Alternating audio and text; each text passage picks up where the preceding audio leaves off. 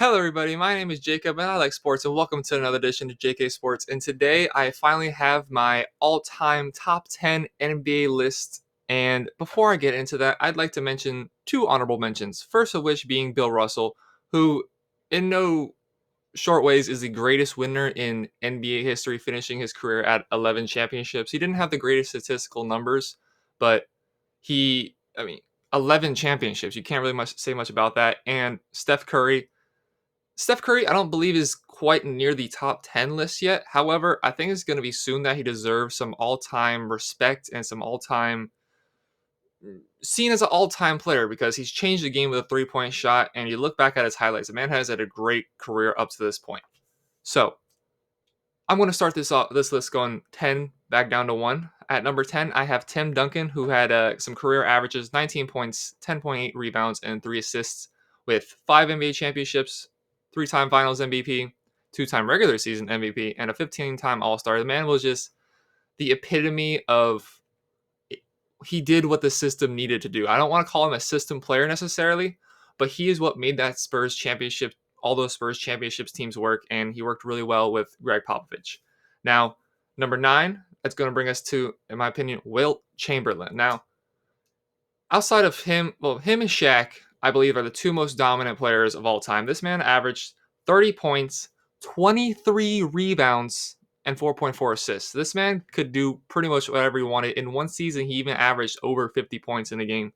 He was a 2-time champ, 1-time Finals MVP, 4-time NBA MVP, and a 13-time All-Star. He's statistically the most dominant player. Now that those stats didn't lead to more. He only got 2 championships. Meanwhile, Bill Russell, who was in the same time period as him, got those 11 rings. He did pretty much whatever he want. He currently leads the NBA all time in terms of rebounds, and Dennis Rodman is in a lot of ways considered the greatest rebounder of all time. Yeah, well, Wilt Chamberlain has literally over twice as many rebounds as Dennis Rodman did. He had a incredible statistical career, which unfortunately didn't produce more championships, but it doesn't take away with how great of a player he was. That brings us to number 8 with Larry Bird. Now, Larry Bird has some averages of 24.3 points, 10 rebounds, 6.3 assists. Greatest trash talker of all time, may I say.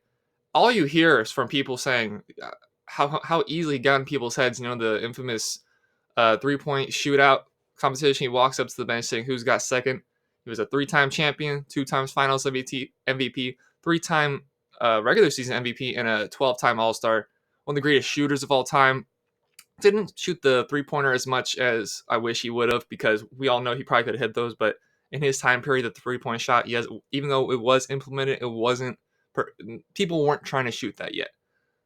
So number 7, I'm gonna bring it to a current player right now, and I'm probably gonna get a little bit of pushback for this. However, how good of a player he is, I don't think should be. I don't think they should take away for a certain decision he made, which that is Kevin Durant.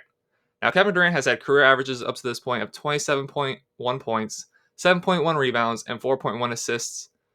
He is, in my opinion, the most versatile scorer in NBA history. Now, I'm not going to look at his other aspects of his game, his defensive, his passing. I don't really care about that right now. I care about his ability to just simply put the ball in the basket. He can pull up from 3. He can pull up from mid. He can take you to the basket. He's 7 feet, and he can do all these things. He has pretty good handles. He's a 2-time NBA champ, 2-time Finals MVP, 2-time regular season MVP, and a 10-time All-Star. And if you just match up skill for skill, I think he's one of the most skilled players in NBA history. He still has a little bit of his career to go. If he can win 1, maybe even 2 more championships, I think that'll easily boost him up into the top 5. And even over our number 6 player, that being Shaquille O'Neal. Now, Shaquille O'Neal had 23.7 points, 11 rebounds, and 2.3 blocks for his career. The Big Diesel. He was as dominant as he can get. Now, he didn't have the greatest work ethic in the offseason, which is why I couldn't put him above our next player. But he still finished his career. 4-time champ, bringing one of those down to Miami with the Heat. 3-time Finals MVP, 3-time regular season MVP, and a 15-time All-Star. Him, Wilt Chamberlain, probably the 2 most dominant players in NBA history, and it was really nice to see his career play out. And also, may I say, he's probably been the greatest player in terms of after his career, building up his brand, building up his financial worth at least. He's made more money outside the NBA than when he was in the NBA. And that brings to number 5, the late, great Kobe Bryant, his former teammate. And I was deciding between those, and the determining factor would be between the two is that Kobe Bryant probably had the greatest work ethic in NBA history, coined the term Mamba mentality. Finished with 25 points, 5.2 rebounds, 4.7 assists, 5-time champion, 2-time finals MVP, 4-time regular season MVP, and 18-time All-Star. In a lot of ways, his game did mimic Michael Jordan, but if there is anybody you're going to mimic, that'd probably be the greatest to do it. He had the patented fadeaway jump shot, and it was unfortunate that his life was taken as quickly as it was. But I mean, there's arguments that he's the greatest of all time. I'm not one of those people that's going to argue that. Many Laker fans would, but he was an absolutely incredible player there at number 5. And number 4, another Laker, being Magic Johnson. Now, unfortunate thing with Magic is that his career could have been a lot longer. His career, he only finished his initial run. He only played 12 seasons. That was cut short, of course, to him contracting HIV.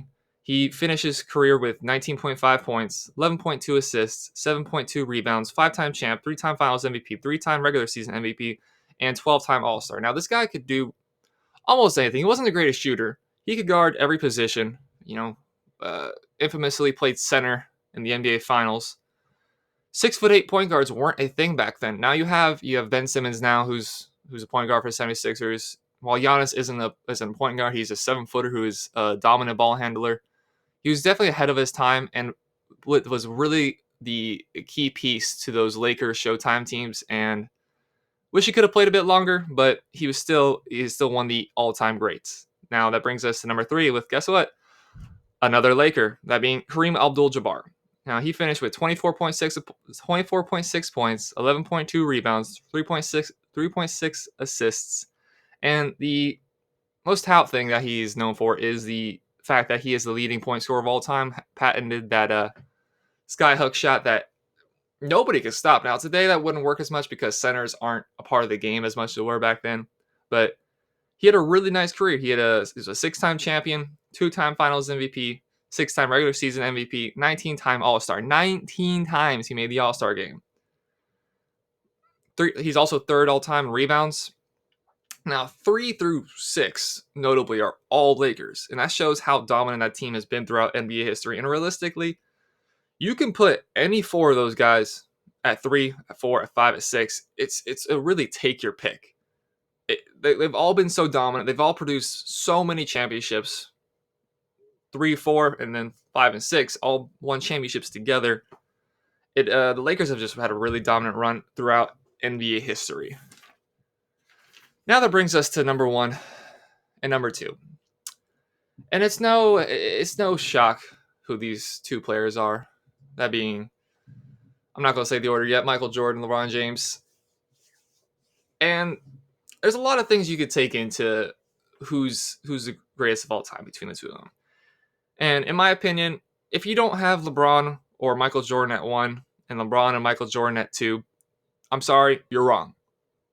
It's a wrong opinion. These 2 players achieved so much. They were so good individual players that you can't put anybody against them. It's them 2 at the top, and then Kareem Abdul, Magic Johnson, so on and so forth behind them. And I'm sure many of you guys already know what my opinion is. Many of you guys know who I have at number 1. So at number 2, that being Michael Jordan. Now, it's really hard to sit and watch that Last Dance documentary and think anything except that he was the greatest of all time. But in my opinion, he's not the greatest all-time player. However, in terms of the NBA, the aura he brought to the game, he changed the sneaker game. Now, Jordan's shoes are still outselling anybody's shoes. And he hasn't been in the NBA for almost 20 years now. He went 6-0 in his championships. He averaged 30 points, 6.2 rebounds, 5.3 assists. 6-time champion, 6-0 again. And in all 6 of those finals, 1 MVP, 3-time regular season MVP, and the 4-time All-Star. He's the greatest winner. Outside of Bill Russell, in this top 10 list, he's the greatest winner of all time. He did what he needed to do to win. He got in people's minds. If you just said one bad thing to him, if you didn't shake his hand, if you gave him a weird look, he's going to drop 40 on you. He did what he wanted to do. Now, he didn't shoot a lot of threes. He retired twice, which especially the second retire. Well, actually, he retired 3 times. Especially the second retirement, it was probably right. Now, we saw at the Last Dance that Phil Jackson was going to be kicked out, and Jerry Krause said we're going to start new. And there is always going to be the what if they came back. However, I do believe that they left at the perfect time. They were getting slower. They were getting older. Scottie Pippen was probably going to leave, so it was the right time for them to leave. And just all the things he did during that time, how he really brought the NBA to the platform that it has helped bring the NBA to the platform that it is today. You look at the viewership. Now, when he left all 3 times of the NBA, how significantly it dropped. It's easy to argue him for the greatest of all time. I am more than open to people saying he's the greatest of all time. However, I do have him at number 2. And of course, that means at number 1, we have LeBron James. Now, LeBron James, whereas Michael Jordan, you say he did whatever you want, I don't know what LeBron James is bad at on the court. I don't want to hear about trading teammates or whatever. 27.1 points, 7.4 rebounds, 7.4 assists. This year, his 17th or 18th season is averaging 25.5 points, 10 rebounds. He's a 3-time champion, 3-time finals MVP, 4-time regular season MVP, 16-time All-Star, has played more games already than Michael Jordan has. He's played more years than Michael Jordan has, and he still hasn't slowed down.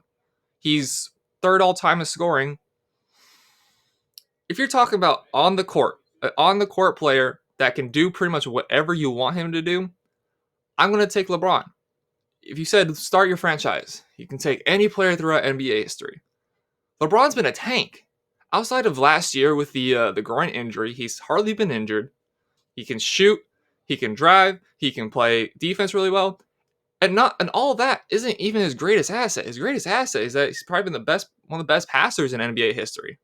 He doesn't have the most assists in NBA history. He's currently sitting at 8th assists in NBA history. But he's a 6'8", in his prime, 270-pound player who can do anything. He's one of the quickest players in the NBA history. He's one of the most athletic players. He could easily have played football. And I really don't think I'm being biased with this.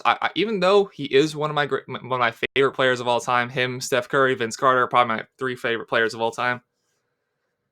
His overall game, to me, is just a little bit better than Michael Jordan. Now, if you want to take Michael Jordan, go ahead and take Michael Jordan. I'm not going to argue too much with you. I'll have my points. You'll have your points. But to me, LeBron James is the greatest player of all time.